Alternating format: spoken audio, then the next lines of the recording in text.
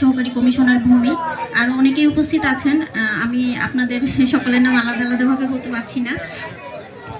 এছাড়া আজকে এখানে উপস্থিত আছেন চাটমোহরের ক্রীড়াপ্রেমিক যারা আজকের এই খেলা উপভোগ করতে এসেছেন, সেই সাথে আজকে যারা খেলোয়াড় তাদেরকে উৎসাহিত করতে এসেছেন এবং সম্মানিত সকল উপস্থিতি, আসসালামু আলাইকুম।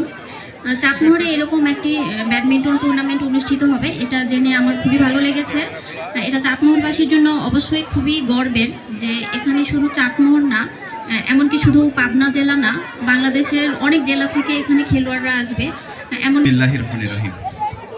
সম্মানিত সুধী, আমি আর সম্বোধনে না যাই, অনেক কথা হয়েছে।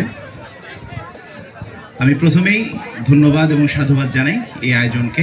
এই বর্ণাঢ্য একটি আয়োজন, এই আয়োজন দেখেই বোঝা যায় এই আয়োজন একক কোনো ব্যক্তির না, এই আয়োজন একক কোনো সংগঠনের না, এই আয়োজন একক কোনো প্রতিষ্ঠানের না, এই আয়োজন সমগ্র চাটমোহরবাসীর।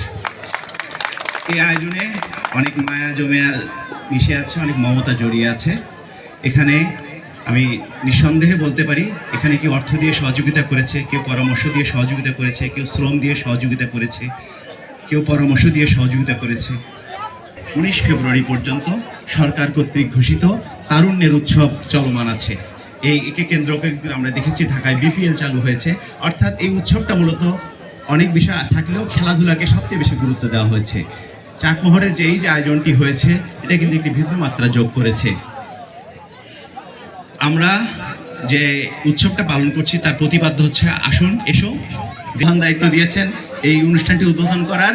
আপনাদের সকলের পক্ষ থেকে আজকের এই অনুষ্ঠানের শুভ উদ্বোধন ঘোষণা করছি।